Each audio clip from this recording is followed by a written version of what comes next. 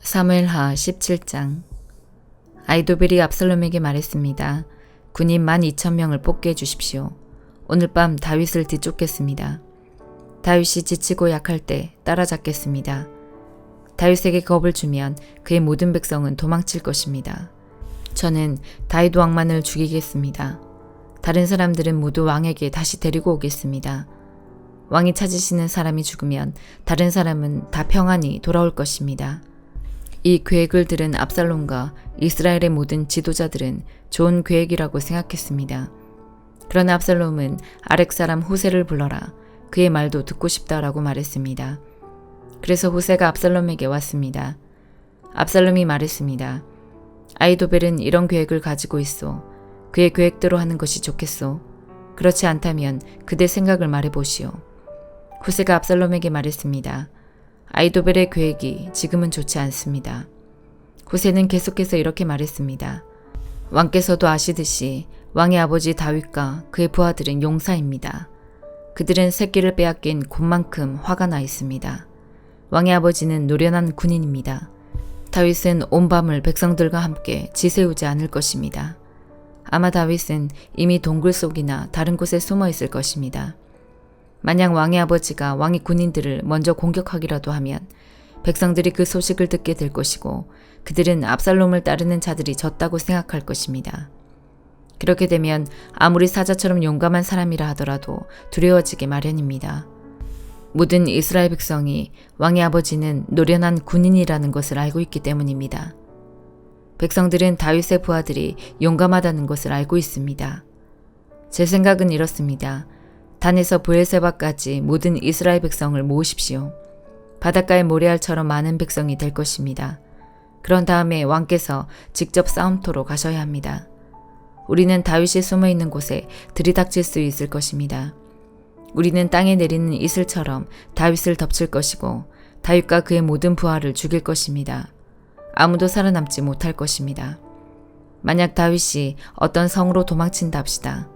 그러면 모든 이스라엘 백성이 그 성으로 밧줄을 가지고 가서 성을 동여맨 다음 골짜기로 끌고 갈 것입니다. 작은 돌 한 개라도 남지 못할 것입니다. 압살롬과 모든 이스라엘 백성이 말했습니다.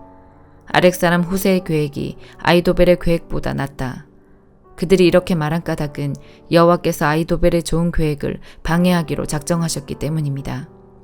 또 그것은 여호와께서 압살롬을 망하게 하려고 작정하셨기 때문입니다. 후세는 이 사실을 제사장인 사독과 아비아달에게 말해주었습니다. 후세는 아히도벨이 압살롬과 이스라엘의 장로들에게 내놓은 생각을 이야기했습니다. 그리고 후세는 자기가 내놓은 생각도 말해주었습니다. 후세가 말했습니다. 서두르십시오. 사람을 다윗에게 보내십시오. 오늘 밤은 광야로 들어가는 길목에서 묵지 말고 당장에 요단강을 건너라고 말씀드리십시오. 강을 건너시면 다윗 왕과 그의 모든 백성은 붙잡히지 않을 것입니다. 요나단과 아히마아스는 성으로 들어가는 것을 남들이 보게 될까봐 겁이 나서 성의 한적한 곳인 엔로겔에서 기다리고 있었습니다. 그래서 한 여종이 그들에게 가서 소식을 전해주곤 했습니다.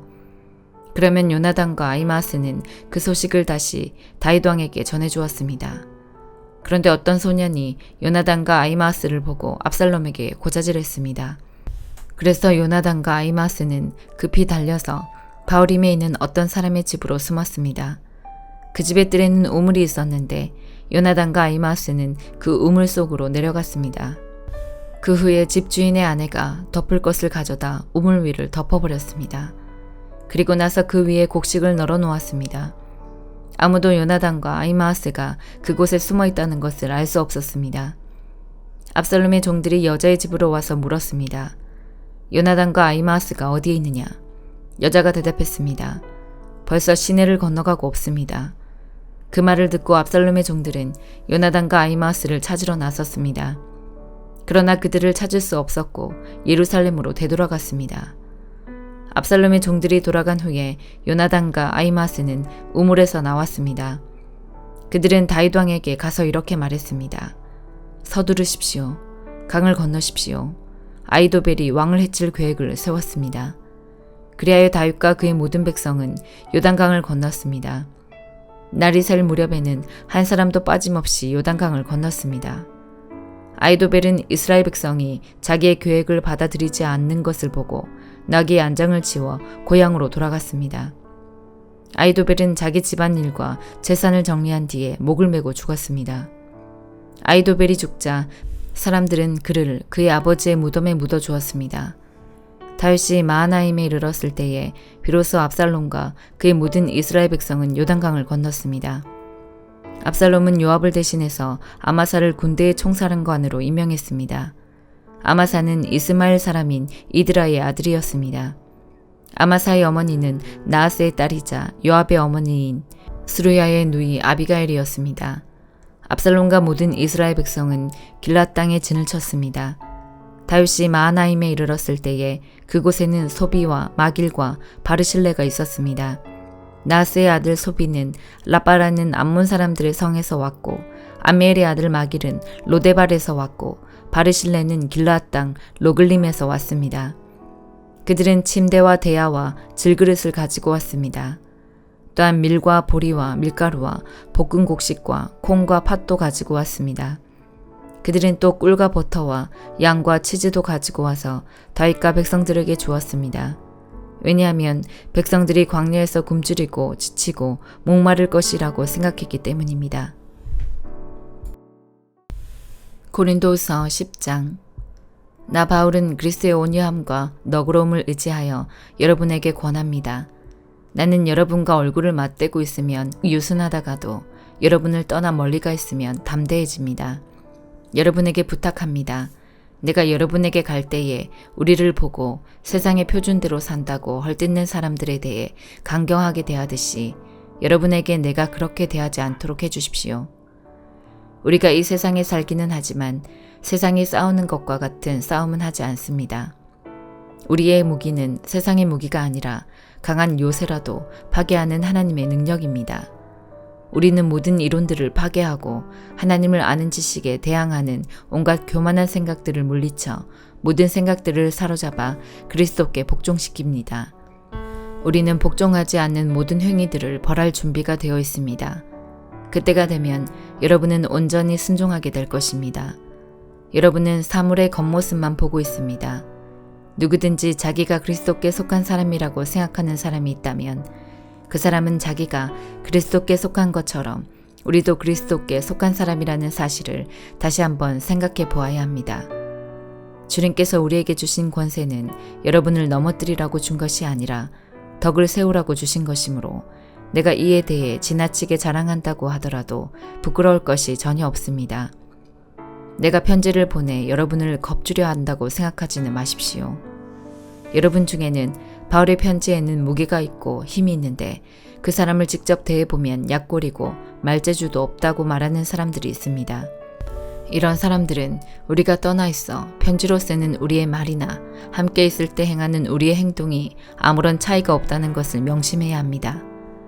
우리는 스스로를 칭찬하는 사람들로 비춰지거나 그런 사람들과 비교될 생각이 조금도 없습니다. 그런 사람들은 자기들이 만든 표준에다 자신들을 재거나 비교하는데 이는 그들이 지혜가 없다는 것을 드러내는 것입니다. 그러나 우리는 정해진 한계를 넘어서는 자랑을 하지 않고 하나님께서 맡겨주신 영역 안에서만 자랑합니다. 이 한계가 여러분에게까지 미쳤습니다. 그러니 우리는 하나님께서 정해주신 한계를 넘어서 여러분에게 간 것이 아닙니다. 우리는 여러분에게 가지 못할 사람이 아닙니다. 우리는 그리스도의 복음을 가지고 여러분이 있는 곳까지 간 것입니다. 우리는 우리의 한계를 넘어서서 다른 사람들이 수고한 것을 이용하여 자랑하지 않습니다. 우리에게 바라는 것이 있다면 여러분의 믿음이 자라감에 따라 우리의 활동 범위도 여러분 가운데서 크게 확장되는 것입니다. 그렇게 되면 우리는 여러분이 있는 지역을 넘어서 복음을 전할 수 있을 것입니다. 우리는 다른 사람이 자기 지역에서 이미 이루어 놓은 일을 가지고 자랑하고 싶지 않습니다. 오히려 자랑하는 자는 주님 안에서 자랑해야 합니다. 옳다고 인정받는 사람은 스스로 자신을 칭찬하는 사람이 아니라 주님께서 칭찬하시는 사람입니다. 에스겔 24장. 9년 열째 달 10일에 여호와께서 내게 말씀하셨다. 사람아, 오늘 날짜를 잘 기록해 두어라. 바빌로니아 왕이 바로 이날에 예루살렘을 포위하였다. 내게 반역하는 이 백성에게 비유를 들어서 말하여라. 주 여호와가 말씀하신다. 가마솥을 걸어라. 가마솥을 걸어라. 그 안에 물을 부어라. 거기에 고기를 잘게 썰어 넣어라. 가장 좋은 넓적다리와 어깨 부분을 넣고 가장 좋은 뼈들로 가득 채워라. 양떼 가운데서 가장 좋은 것을 잡아라. 솥 아래에 장작불을 피워 고기를 삶아라. 고기를 삶 때 뼈까지 푹 고아라. 나 주 여호와가 말하노라. 피로 물든 성 위에 재앙이 있을 것이다. 녹슨 가마솥에 재앙이 내릴 것이니 그 녹이 없어지지 않을 것이다. 가마솥에서 고기를 한 점씩 꺼내어라. 이것저것 가리지 말고 모두 꺼내어라. 낭자한 핏자국이 성 안에 남아있다. 맨 바위 위에도 피가 묻어있다. 땅에 흘린 피는 흙으로 덮었기 때문에 보이지 않는구나. 이제 내가 복수의 분노를 쏟아붓겠다. 내가 너의 피를 맨 바위 위에 쏟아붓겠다. 아무도 그것을 흙으로 덮지 못할 것이다. 그러므로 나 주 여호와가 말한다. 피로 물든 성 위에 재앙이 있을 것이다. 내가 장작 더미를 높이 쌓아 올리겠다. 장작을 쌓고 불을 지펴라. 고기를 푹 삶고 양념을 잘 섞어 넣어라. 그리고 뼈는 태워라. 그런 뒤 빈 가마솥을 숯불에 올려놓아라. 솥을 뜨겁게 하며 노새를 벌겋게 달구어라. 그리하여 솥 안에 더러운 찌꺼기를 녹이고 붉은 녹을 태워버릴 것이다. 내가 아무리 불로 달구어도 두껍게 낀 녹은 없어지지 않았다. 너의 더러운 찌꺼기는 음탕함이다. 내가 아무리 너를 깨끗하게 하려 해도 너의 찌꺼기는 제거하지 못했다. 너를 향한 나의 분노가 다 지나가기 전까지는 네가 깨끗해지지 않을 것이다. 나 여호와가 말했으니 이제 행동할 때가 되었다. 내가 마음을 돌이키지 않고 후회하지도 않을 것이며 더 이상 불쌍히 여기지도 않을 것이다. 네 행동과 행위에 따라서 네가 심판을 받을 것이다. 나 주 여호와의 말이다. 여호와께서 내게 말씀하셨다. 사람아, 내가 단숨에 너의 가장 사랑하는 아내를 빼앗아 가겠다. 그렇더라도 슬퍼하거나 울거나 눈물을 흘리지 마라. 죽은 사람을 위해 소리내어 울지 말고 조용히 슬퍼하여라. 머리에 수건을 두르고 신발을 신 때 얼굴의 아랫부분은 가리지 마라. 그리고 문상객을 위한 음식을 먹지 마라. 그래서 내가 아침에 사람들에게 이야기해 주었는데 저녁이 되자 내 아내가 죽었다. 이튿날 나는 여호와께서 명령하신 대로 했다. 그때 사람들이 내게 와서 물었다. 도대체 이런 일들이 무슨 뜻인지 우리에게 말씀해 주시겠습니까? 내가 그들에게 말했다. 여호와께서 내게 말씀하셨다. 이스라엘 백성에게 다음과 같이 전하라고 하셨다. 주 여호와의 말씀에 너의 긍지와 자랑이요 너희 눈의 즐거움이며 애정의 대상인 내 성전을 내가 더럽힐 것이다. 그리고 너희가 뒤에 두고 온 너희의 아들 딸들도 칼에 죽을 것이다. 에스겔이 한 대로 너희도 하게 될 것이다. 너희는 너희 얼굴의 아랫부분을 가리지 못할 것이며 문상객을 위한 음식도 먹지 못할 것이다. 머리에 수건을 두르고 신발을 신은 채 소리내어 울지도 못할 것이다. 너희는 너희 죄 가운데서 사라질 것이며 서로를 바라보고 단식할 것이다. 그러므로 에스겔이 너희에게 표징이 되고 너희도 에스겔이 행동한 대로 하게 될 것이다. 이런 일이 일어날 때에 너희는 내가 주 여호와라는 것을 알게 될 것이다. 여호와께서 말씀하셨다. 너 사람아, 내가 그들의 성벽과 요새, 그들의 기쁨과 영광, 그들 눈의 즐거움, 그들 마음의 바람, 그리고 그들의 아들 딸들을 데려가는 날, 바로 그날에 한 도망자가 너에게 와서 소식을 전해줄 것이다. 그때가 되면 네 입이 열릴 것이니 너는 말을 할 수 있으며 더 이상 침묵할 필요가 없게 될 것이다.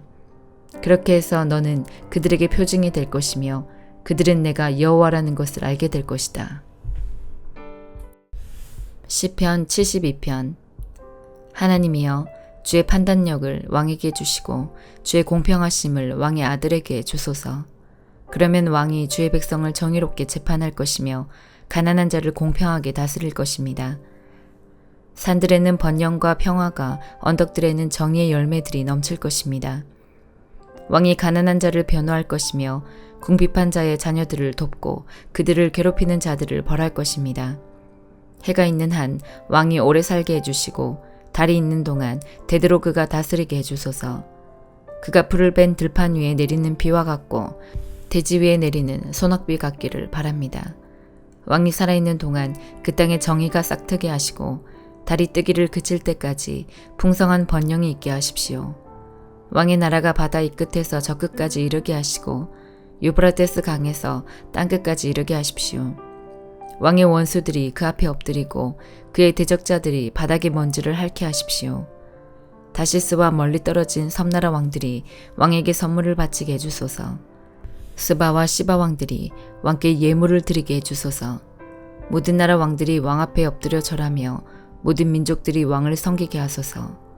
왕은 도와달라고 부르짖는 불쌍한 사람들을 구출할 것이며 왕은 아무도 도와주지 않는 가난한 사람들을 구원해 줄 것입니다. 그는 힘이 없고 가난한 사람들을 불쌍히 여기시며 죽게 된 사람들의 생명을 구해 주실 것입니다. 왕은 악한 자들로부터 그들을 구원하실 것입니다. 왜냐하면 왕의 눈에는 그들의 목숨이 소중하기 때문입니다. 왕이여 오래오래 사십시오. 왕이 스바로부터 금을 넉넉히 받기를 바라고 사람들이 왕을 위해 끊임없이 기도하기를 바라고 종일토록 그를 축복하기를 바랍니다. 들판마다 곡물이 넘치기를 바라고 언덕들 위로 과일들이 넘쳐 흐르기를 바라며 그 과일들이 레바논의 나무 열매들처럼 탐스럽고 들판의 풀처럼 풍요롭기를 바랍니다. 왕의 이름이 널리 알려지기를 바라고 태양이 있는 한 그의 이름이 오래도록 기억되기를 바라며 모든 나라들이 왕을 통해 복받기를 바랍니다. 모든 나라들이 그를 가리켜 행복한 분이라고 말하기를 바랍니다. 여호와 하나님, 이스라엘의 하나님을 찬양합니다. 그는 홀로 놀라운 일들을 하신 분이십니다. 그의 크고 높으신 이름을 영원히 찬양합니다. 온 땅이 그의 영광으로 가득 차기를 바랍니다. 아멘, 아멘. 이것으로 이새의 아들 다윗의 기도가 끝납니다. 아멘.